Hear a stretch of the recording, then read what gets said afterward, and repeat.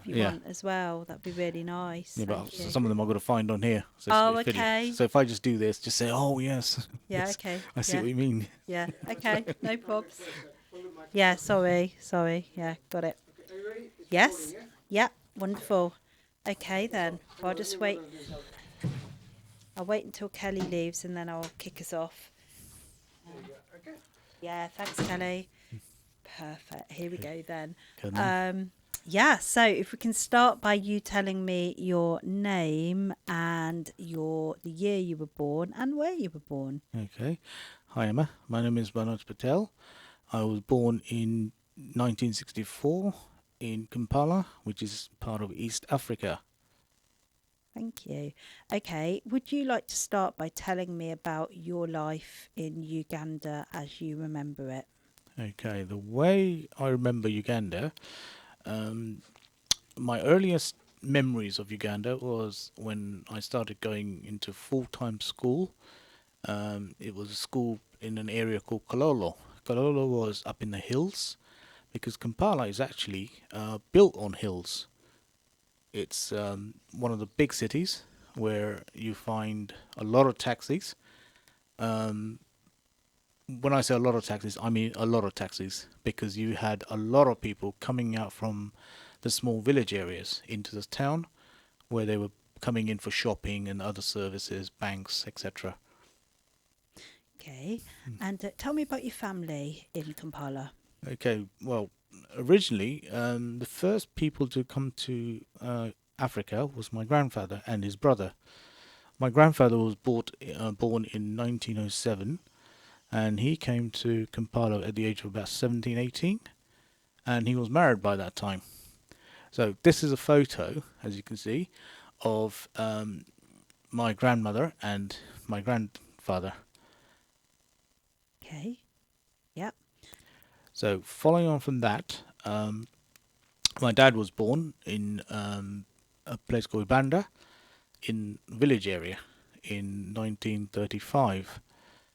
Then when he got married at the age of 20, my mum was 18 years old, and this photo here is a photo showing my dad, my mum, and my dad's younger brother, and the next younger brother and his sister, and my granddad and my grandmother.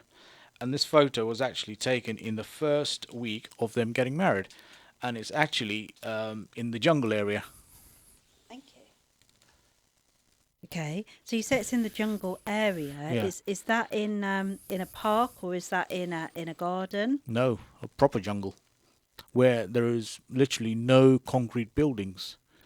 So when my grandfather came to East Africa, they had nowhere to live except maybe they knew somebody from India, and they would help them out by giving them accommodation and meals for a temporary period of time, maybe a few days, a week, and then help them sort of settle in.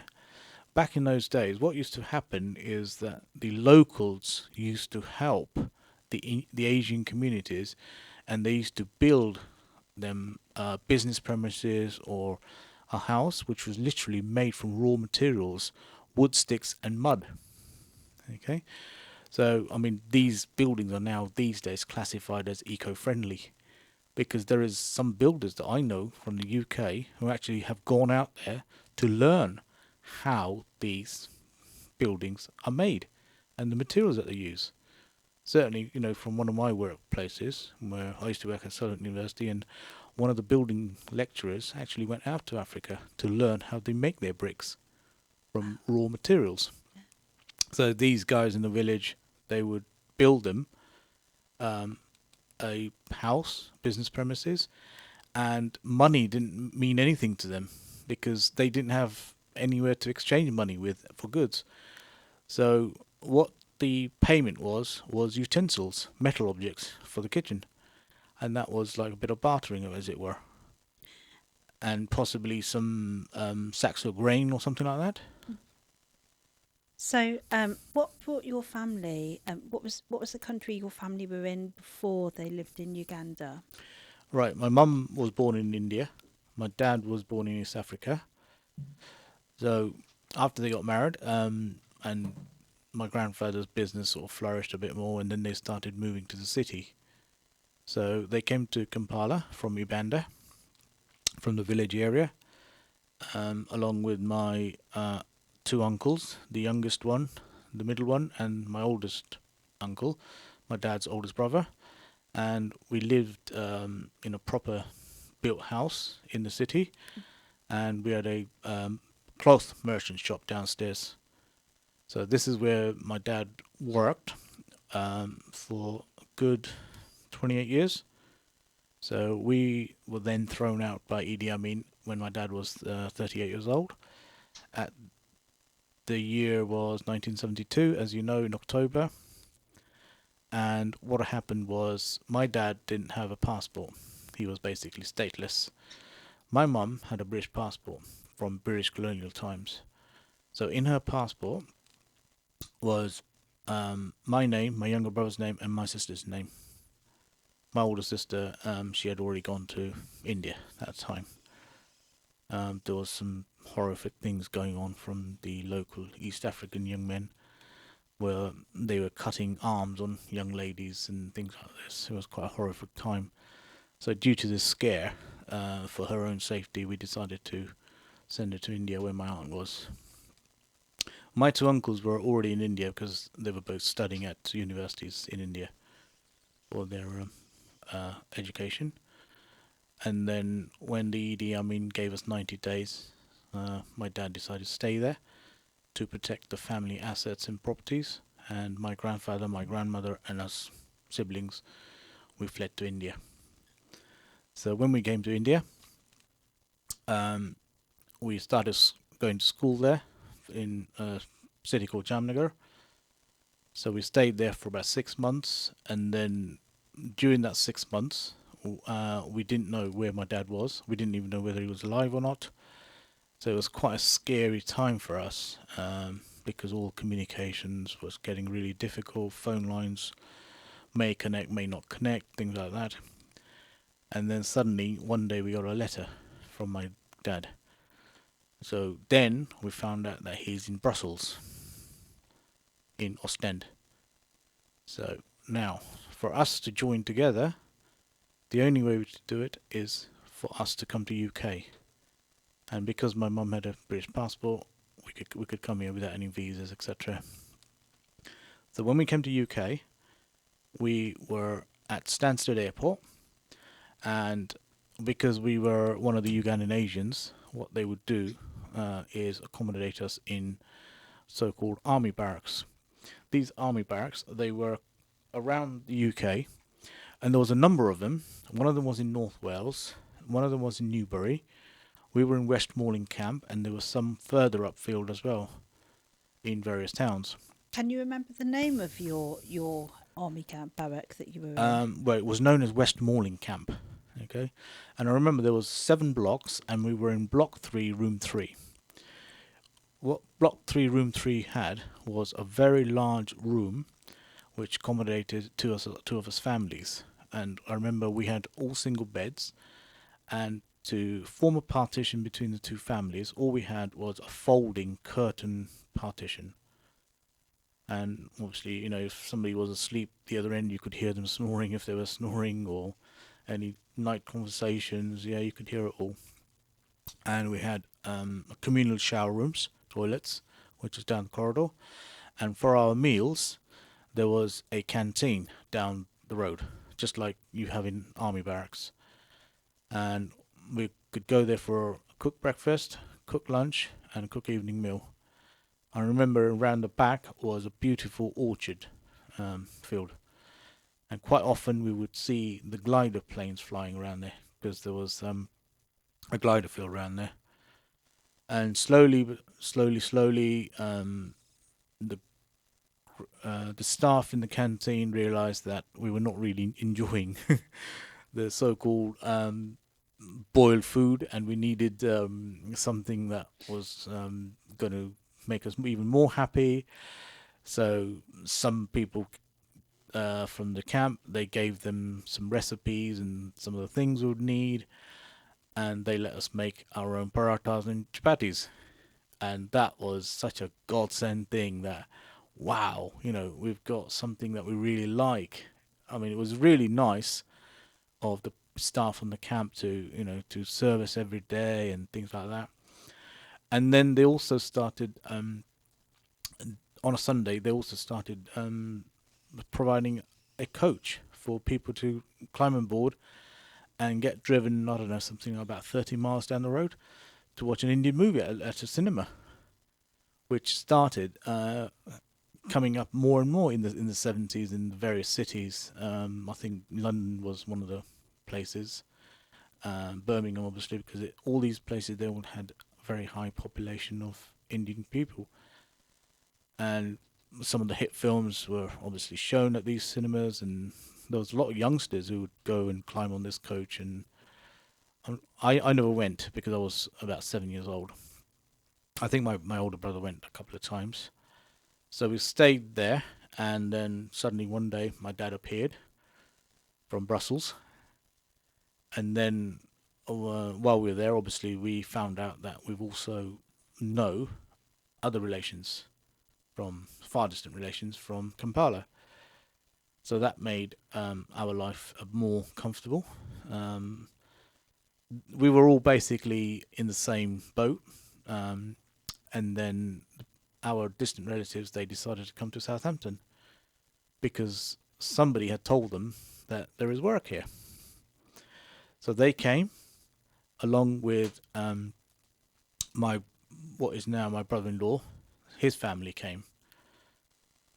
So after they came, they phoned my dad up. They said, "Oh, I think you should come and have a look here. Southampton's a nice city, and there is work here." So one weekend, my older brother, my mum, and my dad, they came here, and they found a house which the landlord lived downstairs, and upstairs there was 2 rooms that he wanted to rent out. And we're like 1974 now. So in 1974, they decided to rent the 2 rooms for £5 a week. And the people next door, also one of our distant relatives, he was working at Kipling's bakeries, Mona Bakery in Eastleigh. So he encouraged my dad to take up a job there. So my dad went for an interview, and he absolutely convinced them that he's a hard-working person and he needs a job, and they gave him a job. And then he started on wages such as 12, £14 a week. So out of that 12, £14 a week, £5 would be the rent money. For £4, you could buy all your fruit and veg for the week. And if you did some overtime and things, at the end of the week, you would have £5, £7 left. So you accumulated that over a period of 4 weeks for the entire month, and then you have to prioritize. You know, what do we want in the family? So we slowly started building up bits and pieces. Who needs a winter coat? Who needs a pair of shoes? Who needs a pair of trousers? Things like that. And that's how we started to live in Southampton. Then along came a house which the city council offered us, which is where I've been living for the last 50 years. So we moved there, and then my dad changed his job from working in Kipling factory to Ford's. So then his wages went up. They shot up quite a bit to about 24, £28, and he wanted to better all our lives. So including himself, obviously. So he would do as much overtime as possible, Saturdays, Sundays, evenings, and the money accumulated more and more, £48, £60 a week, and it got up, and over the years it accumulated to over 100. And then eventually we bought the house from the council. It was in a terrible, terrible state. Then we also had to get a grant to make improvements to the house. So we did that, and a lot of the work was done by us because we met a right shady builder then. So that didn't really help. And then there was this thing about putting carpeting in the house. And I remember when my dad didn't have the money to do this, and he used to fill in the coupons, Littlewoods and Spot the Ball and things like that. So he won £500 once. So that £500 was enough money to buy a freestanding gas cooker and carpet the house. And a lot of the furniture we bought, they were sofas and things. They were second hand because you couldn't afford new ones. So for many years we used all this, and then my older brother started working, and then I started working part time and things like that, and we accumulated money this way. And then when I started working full time, I had saved some money up, and my brother had saved some money up. He had moved to London to do work up there, and my dad had accumulated a bit of money, and then we bought our first business, and it was an off-license shop because this is the trade we were in, shopkeepers, and as you know, Britain was a nation full of shopkeepers. There was a lot of shops, every corner of this area that you went to, and yeah, we did that for 13 years, and then we bought my dad a property to top up his pension. 2 years later, we bought another one. So, and then he retired at the age of 62, 63, and we carried on doing things like that. And then I started buying my own properties as well. So then we formed a little empire to build all these properties and incomes, and it's been very, very hard work. Um, it's something that we wanted to do. We wanted to better ourselves, and we've put sheer blood, sweat, and tears into it. And as they say, and so we've bettered ourselves, our lives. So we came here with nothing, and we own our own houses, and we've done better. Can you tell me about the sense of community that built up in this area? The community was very, very small when we came. What we did find out is there was very few Hindu Gujarati families here. I remember there was about 12, 25 of them. Majority of the Asian community was Sikh and Muslim people, because the first Sikh person stayed here after the war. He recently passed away a few years back. So they've been here since like the 50s, okay? And then they started inviting their cousins, their brothers, etc. So the Sikh community grew that way, so did the Muslim community grow that way. And then more and more people from the Gujarati community started moving from London area to the south here. Most of them bought their usual trade, the shopkeeper's trade, which is what they were good at. That's what they were brought up as business people and things like that. But now what we're seeing is the young generation is not interested in the shopkeeper's business. They are more interested in the professional careers. So, and also the corner shop days have disappeared now. So True. with all the supermarkets taking the trade, and also having shelves full of ethnic foods and Polish food and whatever. So Mm. Mm. Yeah. Okay. Can I just jump you back a bit? And yeah. So I'm thinking about your first impressions as you got off the plane and you landed in this country that you hadn't chosen.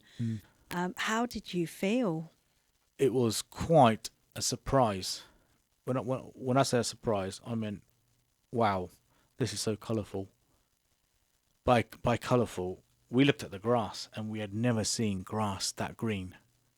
Because out in India and Africa, it was all dried up. It was all white grass, and here, it was green grass and beautiful colours of flowers, and buildings were different here.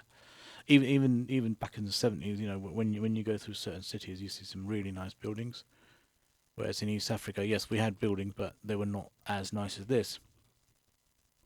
Then there was the experience of seeing a colour TV. The first colour TV, because we were used to black and white TV and black and white, films of being shown off projector reels onto a sheet of white, hung up on the wall. Yeah. That was quite common. That was a really, really big experience that we used to have in our block in East Africa.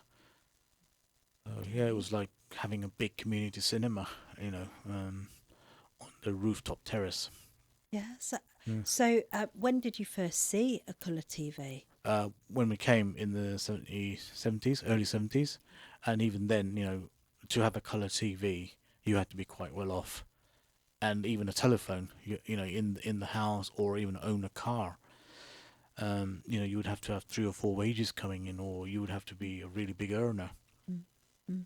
And you talked about your dad working so hard Mm. to better the family. Yeah. Can you tell me about what the other people in the family were doing at that time? Because I guess you all played a hand, didn't you? Well, I was 7, 8 years old, so obviously I had to, carry on and doing my studies, schools and college, and it was at the age of 18 when I went into full time employment, and my study course went part time. So I carried on with part time study and full time work, and just carried on that way, and got as much qualifications and training wherever I could to get a better job.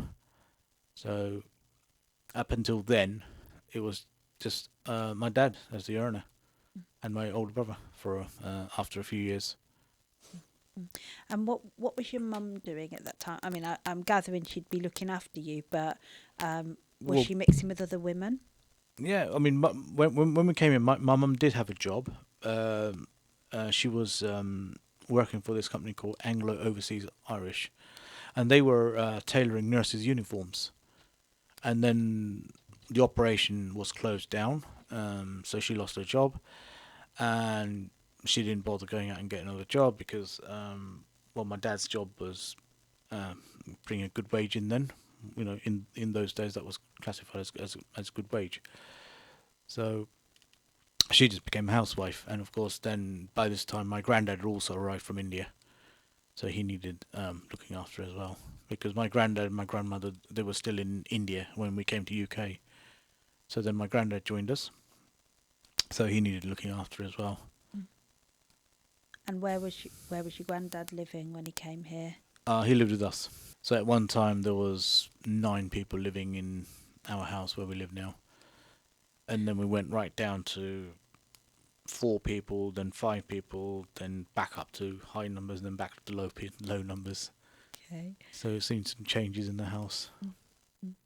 And yeah, just can you reflect on some of the other changes in your life? So you've described as a child you lived in Kampala in Mm. your early childhood and you went to school and then you came to the UK quite quickly via India. Mm. Can you just reflect on how your life changed in that period? The life in Africa was tropical. It was really tropical. We had sunshine every day. Rain came, but it went in half an hour. We were going to Entebbe Beach. Beautiful place. It would be whole family and families of families. Huge. Um, what we call Samaj. Samaj is a big community. So if I show you this photo here, um, it's a day out basically. So this first photo is of all the men, and then this photo here is of all the women. So these were our near and close distant relatives, cousins of cousins, cousins of cousins, because we were all from India, and there was this helping each other out type of community where Indians are very hospitable communities. Where if someone comes to your house, you always make sure that they were looked after. That you give them a meal and before they go off, and you basically show your hospitality. So that's how we did business out there as well. There was never anybody who was not so um, in a problematic situation. You were always willing to help them, and the same sort of thing was here. When we came to UK, everybody was trying to help each other out, and you know, somebody has a some sort of a successful uh, thing, and they would be seen as an example that they've bettered their life. Because one thing that we all wanted to do was we did not want to live on benefits. We were business people, and we wanted to do our own business. We wanted to be our own bosses. So yes, everybody had to go out and work in whatever factory, cleaning, whatever labor market. Some people's experiences, I've heard as I've grown up. Somebody would last an hour in a job, somebody would last a day, somebody would last a week, and they would never go back to that same job. They'll be out there looking for another job, or they couldn't stand the foreman because he was too bossy, just wasn't right, and there was all these various experiences that people had. One of the things I always remember is people always wanted to hide if they were in a really dull down job. Right, so there may have been the spanner cleaner in a factory or something like that, and they would say that they're a machine operator. So they would say, "Oh, I'm highly skilled. I'm a machine operator." And us youngsters, we used to always sort of like have a joke about this. We used to say, "Well, a machine operates by itself. You push the button and it does its job. So how can you be a machine operator? It's automation." So It's interesting you yeah, say that yeah, actually, because your dad would have been at Ford when they were moving from manual to automatum. yeah. Robotics. Yeah, Yeah, robotics. Did he ever come home and talk about that? he used to talk a lot about that. My dad was a spot welder, and quite often, he would come with holes in his shirt because of the sparks flying. What a spot welder did in his occupation, he would weld spots together on these little some sort of boxes they used to put inside the transit van, and his job was to basically um, create a pallet's worth of these boxes, and that was his job done. So he was one of these really keen people that would just go for it, and he would possibly have his job done in 4 hours. So he had another 2.5, 3 hours to kill. And along came the foreman to give him some more work, and sometimes he would do it for him. Sometimes he would say, "That's not my job. I've done it." And he was perfectly in his rights to say that, because he was given a task to do. He did it. That's fine. What about his overtime? The overtime came. Then there would be other work to do. That would be on a Saturday or Sunday. One of the reasons why he didn't do some of the evening ones is because he needed a lift back from Swadeling, Wide Lane, back into the Newtown area. And then afterwards, once I got my license, I would start picking him up and dropping him off and things like that. Okay, Yeah. so tell me a little bit more about this work ethic and this business ethic and how it influenced the decisions you made as you grew up. So I saw what my dad did after coming here, and then I said to myself, I too want to better my life. I don't want to earn same wage in 10 years' time or not progress anymore. So I too started doing a lot of stuff for myself, with some of the skills I had.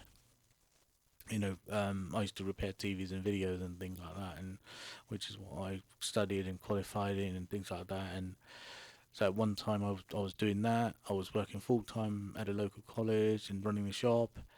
So for 13 years I really went for it.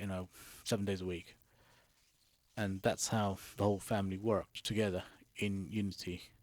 Mm. And did that involve working in the family shop? Yeah, yeah, yeah. I remember the times when when the paper boy didn't turn up, and I used to get a call in the morning, and I would jump out of bed Monday to Friday, jump out of bed and drive up to the Harefield estate and pick up a wads of paper and go and deliver them all around the area there. Then I come back to the shop and the next paper boy hasn't turned up, so you go and do another round, and then you jump back in the car and go and do your full time job. And the same two paper boys, if they work in the morning, they were not going to turn up in the afternoon to deliver the local Echo. So you would then go and do the Echo round as well. So we've had our fun. I think you can do these things when you're young. but to do it after you go over a certain age, it's very hard. In those days, we had the burning ambition to, you know, earn money and better your life and be able to afford decent things in your life and not stay on that same level of income. So that's where the ideas and the drive came from. And can I ask you, at Mm. what point did the UK become home to you and you just feel like, yep, this is it, this is me? Well, after coming here, the first 5 years just sort of flew by, and because we were concentrating on schooling and things like that, and then when we got to when I got to 18, um, we had our first British passport. We were then citizens of the UK.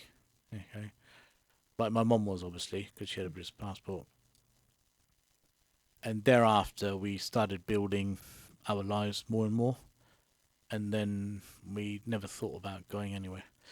But we did have the news from East Africa that they're inviting Asians to go back and start the economy again. So where we had ran for our life to save ourselves, I think, no, it's not worth going back there because you just don't know when it's all going to go into turmoil again. And this is exactly what happened to the South African farmers. They were all turfed out. You know, you leave all your assets and your properties, everything behind, and you just have to save your own skin. You just have to go. And that's what happened to, 30,000 Asians. Some went to Canada, some went to Europe, some went to Italy, some went to UK, and a lot of people have just made their homes here. This year marks the 50th anniversary of the Ugandan Asians. There is a number of these sort of exhibitions taking place around the UK. There's one in Reading, there's one in Wales, one in Harrow, and there's also gatherings of Ugandan Asians taking place as well. And there's things on Facebook as well, Yeah, which yeah, people are looking at, reading about, sharing photographs. yeah, I belong to one of these groups, and on there, people are putting some of the memorable things. A simple thing like an exercise book that yeah, you write in, and on the back you've got all the times tables and measurements of liters equivalents to gallons, and what is a hectare and what is a ton in weight and things yeah. like this. And these are all memorable things that you don't see these days. Yes, And there yeah, is a thing like a Parker pen, an ink yeah, pen. To have a Parker pen in those days, you had to be really well off, and it was like your pride and joy. It was like the color TV thing. That if you had a color TV in your house, oh wow, oh, you were the king in the street. That everybody could see it reflecting on your window. Wow, they got color TV. And then when you went past someone's house, they had a landline phone, and he rang. You think, oh, they got a phone, and there was a car parked outside. I remember when we moved in our block, there was literally four cars in a block which has got 30 houses. okay. Okay, in that small block there was four cars.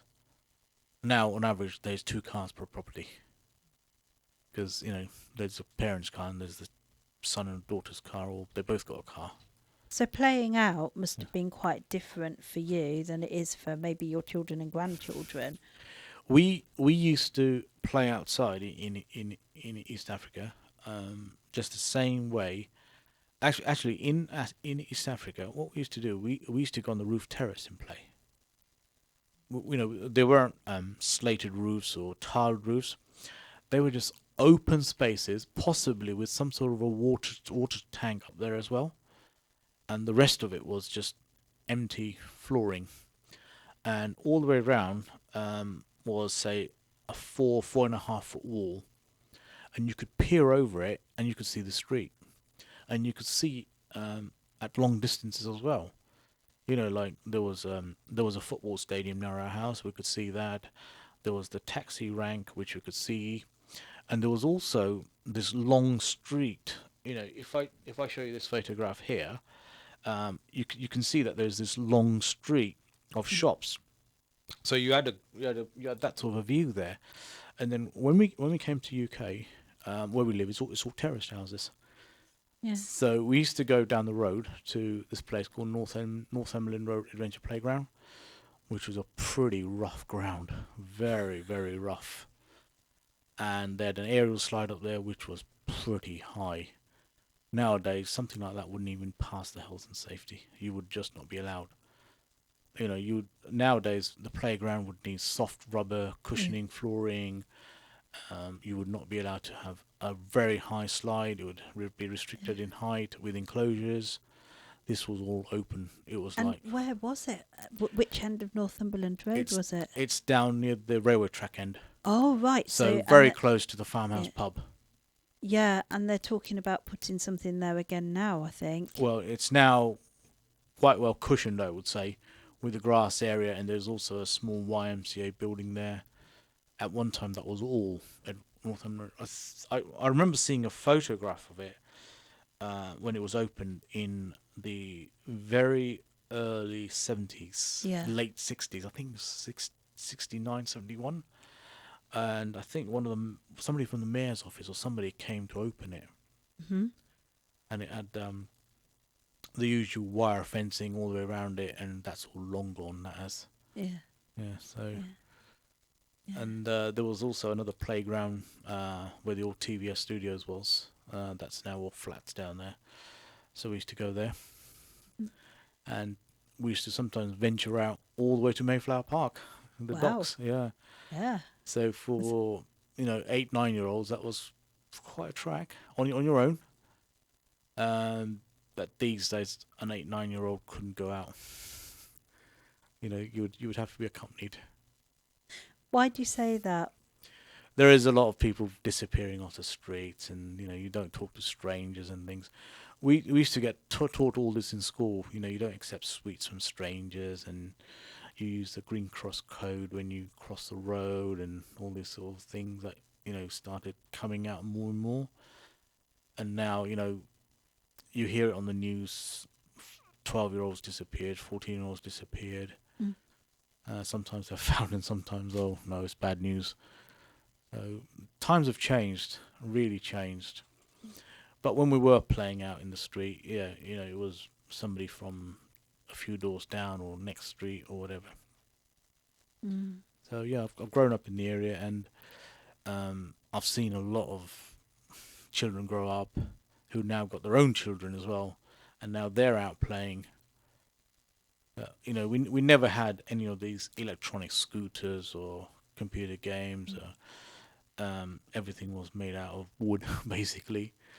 I remember we we formed a cricket team, and we even joined a league.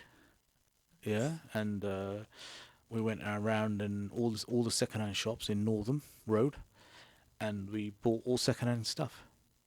We bought a second-hand cricket bat, ball, pads. Oh, wow. Yeah. So And basically, what you're saying is there was many more shops in the area than there is now. oh, well, if you look at Northam Road itself, where all the antique shops were, people from all over the south used to come there. It was Wow. it was the place to go for antique items, as well as a couple of second-hand shops. Okay. Now it's all falling apart there. It's all sort of gone, and I remember some people used to come from as far as London, South London. It was a very popular place, Northern Road, for antique items. Wow. There are still a few shops there now, but they're hardly open. They're hardly open now. Mm. But you can see it in the window. There's this polished, traditional-looking office chair, furniture, desk, but they're hardly open now because I think the owners have grown old, or one has passed away and the other one is too elderly now to manage the business or something like that. So yeah, it's Southampton's had a lot to offer, and they have been trying to revive the area again by making all the shops windows look the same. In So, what respect the same? well, as you walk up, say from the university end, the St Mary's Street end, Yep. On the left, you've got a lot of shops which have got bay windows, and there's three or four there which have all got the same design. Mm-hmm. So they're trying to do the whole street with the traditional look of windows and bay windows. Then on the other side, where some people have taken the premises on and they've redeveloped again, and some things have worked out, some things haven't. So there is still this interest, but it's not working now because they've closed that road off, which came down from Bitton. At one time, that road from Bitton went straight through to Northern Road, but now it curves off onto the dual carriageway. Mm. Mm. So that's a huge change in that road area. So that basically finished the area off. Oh yeah. So would you say then the area has changed for the worst over the last few years? It's modernised now, but some of it has gone into deprived areas now. It's just run down now because the business side of it has just gone down. At one time, Northern Road had lots of varieties of shops to offer, lots. But then people's lives have changed. Hardly anybody is interested in Airfix kits and Hornby model railways. And there was a shop that did this, and it was a lovely shop. The whole window, both sides, was full of toys and railway toys and Airfix kits and things like that. And then when you look further on, you see all these antique shops, which are derelict now. They're empty. At one time, they were just bustling with business and people and all these sort of things. And Well, even you worked in an industry that is finished now, yeah, didn't you? yeah, Yeah. yeah. Oh, yeah. I mean, the whole of the high street has changed. Yeah. Even the TV video industry that I was in, and I was in retail and as well as the servicing of it. That's just completely changed now. There was a time when people used to pay weekly for their TV. I remember when I started working in a TV repair shop. Mr. Cooper and Mrs. Cooper used to run the shop. They had TVs out on rent for £1 a week. And if you were a long-term customer, he did it for £3 a month for you. So Wow. yeah, and these customers were watching black and white TVs. So they didn't get charged for repair because that was all included in the £1 a week or £3 a month long-term deal. And then they could upgrade. Well, then they would cost more money if they wanted to go up to a colour TV. Yeah. So then I also remember there was a coin operation TV where it had a little meter stuck on the side of it, and you would put your 10 pence in and turn the handle just like the utility meter used to run on gas, where you put some money in, you turn the little turning mechanism, and it gave you gas. Whereas nowadays, it's an electronic key that you take down the shop and you get it charged up. Whereas before it was a coin operation thing, and then the man from the gas board or electric board used to come around and empty all these coins. Then at the end of the day, he was carrying one hell of a weight so, with all the coins in there. Yeah. And of course, going back to your dad, he would have been paid in cash, wouldn't he? Yeah. You're talking about making the money last. Yeah. Well, Yeah. you see, when in the 70s, 80s, I remember when I started working part-time, full-time, all the way till 1985, I was being given cash in the form of an envelope with the wage slip would be in there, which showed you national insurance, tax deducted, pension contributions, whatever. And then it all started going into banks, and you would still get a printout, but that was it. But it didn't feel like real wages because all you were given was a piece of paper, which was your pay slip, but the money was in the bank.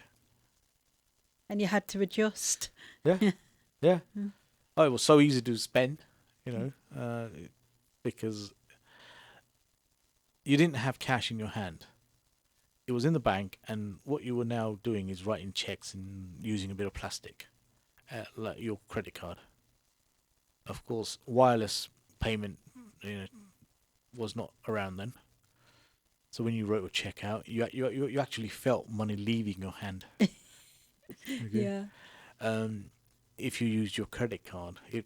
well, you didn't feel anything because money was not leaving your hand. The only time you felt money leaving your hand was when you settled your credit card bill.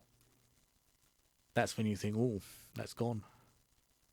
So how do you feel about the modern way of like paying for things with your phone and It's very different to what we were used to, but it's something that we have to adopt to because I think paper money is just going to disappear. Coins are going to disappear. Everything's just going to be chip and pin, mm, and people are just going to be exchanging figures in the future mm. and not real money. This is the reason why this week I've heard that the place that used to print paper money, well, they used to manufacture paper to print money on. They've just been told that they're packing up by the time Christmas comes. It's a firm that's 300 years old. where's it based? Um, now you're testing my memory. What did I hear on the news? It's somewhere in the south here. Not because it used to be at Bombay Sapphire, didn't it? They used to print the money at yeah, good. Yeah, Um, almost, yeah. Minute or two. Yeah.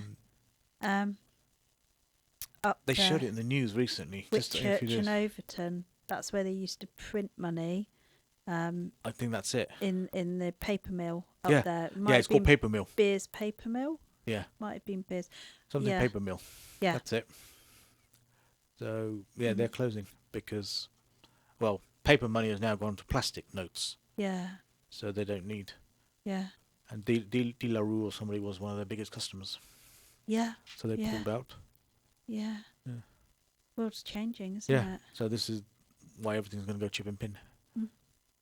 Mm. Everything's just electronics now, Mm. but different sort of electronics to what we were used to. Yeah, exactly. I remember when the Yeah. days when your TV started rolling pictures and you just went and slapped it and it stopped. Yeah. Things like that. I remember those days too. And you had to get Yeah. up and change the channel, push the button, Yeah. and then came the infrared remote control. And nowadays you can do things from your phone. Yeah. So Yeah.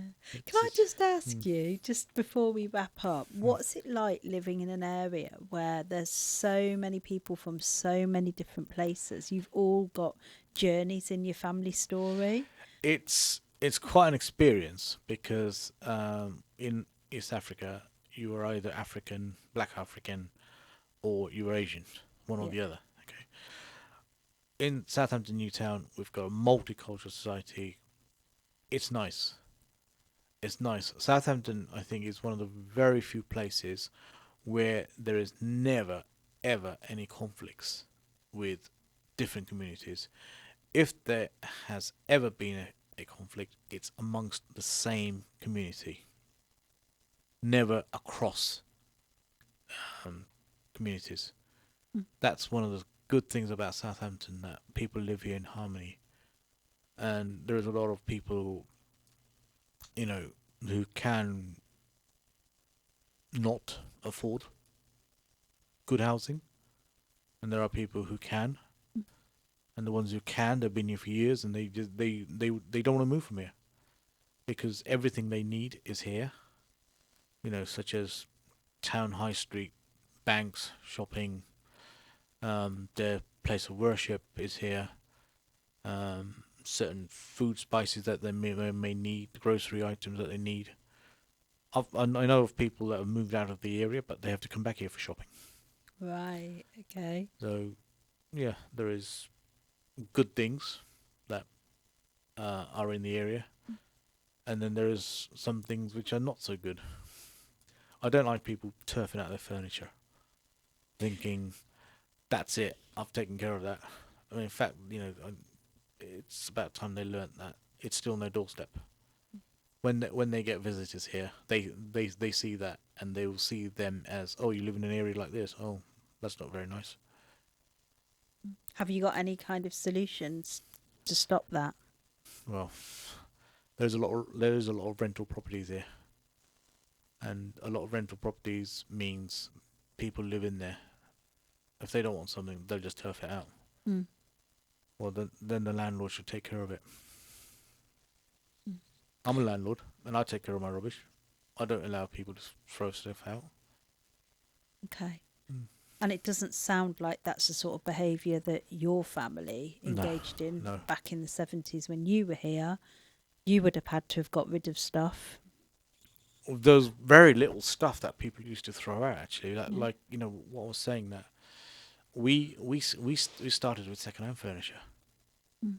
and there was a number of second-hand furniture shops that people used to go and buy stuff from, Mm. and they used to deliver it to you free. But now those shops have gone, and what you're seeing is, furniture's gone like cheap, and it's made from softwood or cardboard, things like that. Some, people buy stuff from IKEA. It's cheap, Mm. and it doesn't last long. And they just turf it out on the pavement. Like a throwaway Yeah, culture, yeah. and the council keep picking it up. Mm. I've seen it week in, week out. They pick it up on a Monday. Come Tuesday morning, someone's turfed it out in the evening. So you basically think the council might be creating a behaviour? Well, the council don't want it to accumulate, so they pick it up. But the people that live in the area, they need to get to grips with it. That what they're doing is wrong, because it's still on their doorstep. Mm. If the council stopped charging, say, because I remember it used to be £10 for a bed and the base. That was one item. Then they said £10 for the mattress, £10 for the base. Then that went to £35. Wow.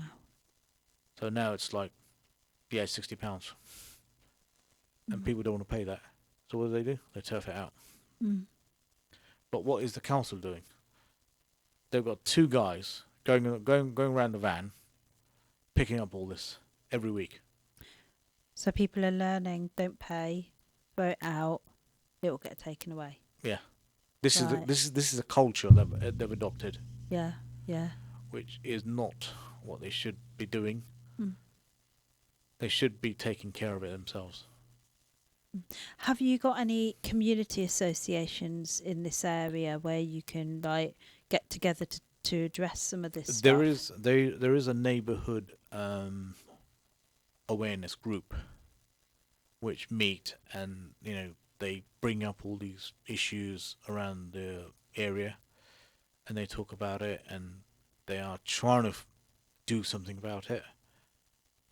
Sometimes some things have worked and some things haven't. But I think what's actually happening is people are doing this at night, so nobody sees who's turfed it there. Right, okay. And there is this thing about nobody goes and shops anybody either. So he just carries on. Yeah. Have you taken part in any of the recent events that are known as Love Where You Live? There was one in February and then one just about a month or two ago.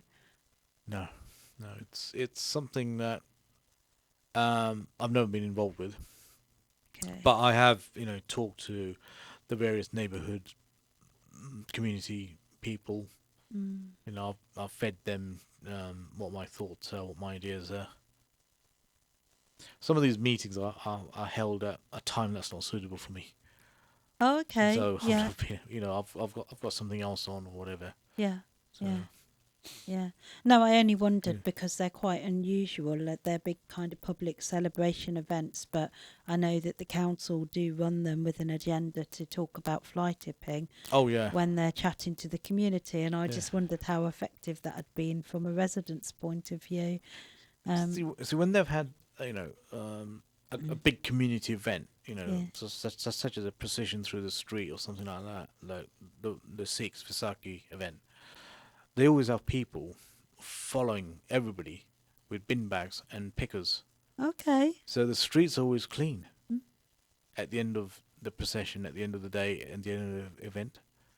That's never been the issue. Or, the the issue is fly tipping. Mm. We don't even know if it's people who live in the area or is it somebody else coming from another area and using a small corner open spaces and tipping and then gone. Mm. That's really disrespectful It is. to do that. It is. Yeah. It is. Yeah. Yeah. Like you see people doing it at some countryside, at some farmer's gate or something. Yeah. Um, you know, St Mary's Newtown area is not the only place which has got this problem. That it is everywhere. We need to end this interview on a Sure. high, so I am going to ask you to kind of reflect on what you're really proud of in your life. Now you're a grandparent now, you've got a lifetime to reflect on. Oh, I'm not a grandparent yet. Are you not? Oh, I thought you No, said you were. Are you going to be a grandparent? No. No. My two boys. One of them is 26 and one's 22. Oh, we'll give them a break then. Yeah. We'll No, give them a break. no, So but you're my not quite nieces there. are. Okay. But Yeah. my nieces have got kids. Yeah. Okay, so here you are. You're this generation Yeah. then, where you're looking down at two generations. Yeah. And how do you feel? How do you feel about the life that you've built, your family's built, and your community's built? What words spring to mind? I think it's something that they can learn from, not just my boys, but other people's kids, because what we went through was a huge history. It's where people's lives have been turned upside down, people's hard work has just been washed away overnight. So if we go back to East Africa, you had people who had been working there all their lives, 28, 35, 40 years, some of them. Because we are talking from the early 19th century all the way down to the 1976, 74 time. It's good 60 years worth of work. People have just left behind and started all over again. But for some people, coming to the UK has been a godsend because they may not have been doing so well there.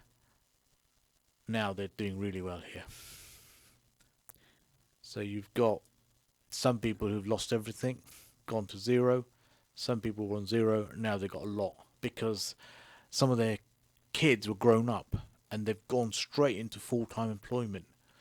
So they've got 2 or 3 wages coming in. As opposed to, like my family, we just had my dad's wages at the start. And then eventually my older brother started working, then I started working full-time. Then we started going up. But the whole journey has been a really good lesson. It's been a life experience that I share with a lot of youngsters. Some of it makes sense to them, some of it they just cannot visualize because it's a very different life they live now. It's more of the electronic age as opposed to the mechanical age where clothes were washed by hand. But now everything's in the house.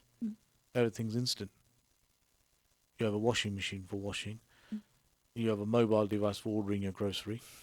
And before we had to go and walk to the shops and bring back everything in 2 heavier carry bags back to house. It's a different life. Very different. How much do you think the younger generation appreciate what you went through? I think if they're interested, the ones who are interested, they benefit. But the ones who don't understand it, they don't want to know, they couldn't care less, they're not going to benefit from it. It's like everything else. If a subject interests you, you will benefit from it. But if a subject doesn't interest you, you're not going to benefit enough anything because you're just paying no attention to it. Yeah, that's very true. So final question. Have you got any advice that you'd offer to some of the new communities coming in? So I'm thinking about the Afghani community, thinking about the Ukrainian community. They're in a similar situation to the situation you were in. Any advice, any pointer? Well, it depends what they want to do to their life. Like we wanted to better our life, so we worked hard. The question they've got to ask themselves: do they want to better their life, or do they just want to stay on the same level? There is a culture, I think, in the world now where people just want to chill out. They don't want to stress. They don't want to go chasing money. They don't want to chase big things. They just want it handed to them. And there is this growing culture amongst the youngsters. I'm going to do what I want, drive what I want. I don't care if I have a minus bank account. Because if I'm dead, who are they going to chase? I'm just a number. It's sad, where a lot of people are becoming quite dishonest. But that's the way of the world. And this sort of thinking culture is growing into the adult population as well. I'm going to drive what I want, wear what I want, eat what I want, do what I want. I'm going to live my life. Because when I'm dead, who are they going to chase? Thank you so much. Thank you. I would continue talking to you, but I'm getting the impression that Kelly would like us to wrap up. Okay. So I'll give him a wave. Thank you just go so around there. much. Okay. I would keep on talking, to be Yeah. honest, but that's been really interesting. Okay. Thank you. The only bit I didn't get, but I don't think it matters, What's that? is the little bit about the social workers and you getting a coat at the airport. But do you know what? That story's been told, in other people have talked about. Well, that. you see it, don't you, on the YouTube video clips and everywhere where they're being greeted by the Red Cross community and things like that. Exactly. Yeah. So it's not. Yeah. This is my experience that I talked about. I mean, there is this boundary, right, that everyone falls into. All the Ugandan nations fall into. Right, we've been given 90 days, go, and we all landed on British soil. But then what happened after that? That is the individual stories. Yes. Okay. And one of the commonest things is the Ugandan Asians, they wanted to better their lives. So they were determined to make something of their life. It was basically a boot of the backside to restart everything again. And you either did it or you didn't do it.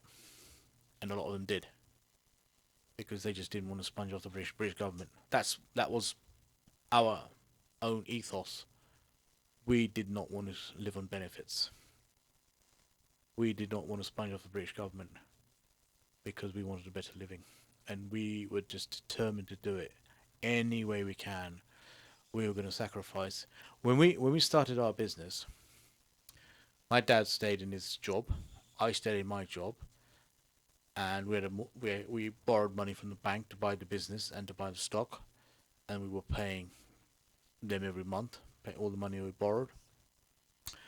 And my dad's wages were going into paying the money he had borrowed from the council because we did the house up. And my money, the wages that were coming in, that was the family's backup. If the shop business we bought was a complete disaster or for whatever reason. And we've seen that, when the supermarkets started opening Sundays and after 6 o'clock every day, and a lot of small shops started folding. Yeah, and then they just started selling everything, didn't they? Yeah, and now they're worth nothing. They're worth nothing. Yeah. It's like if you look at next door shop, the Premier shop. Our shop was not as big as this, but I remember when we used to get the morning. One was like 6 and 9. He gets one, all of them. Used to have us. Son. 150 euros. Basically, the mirror. 70. Like constantly taking. Now it's one bundle.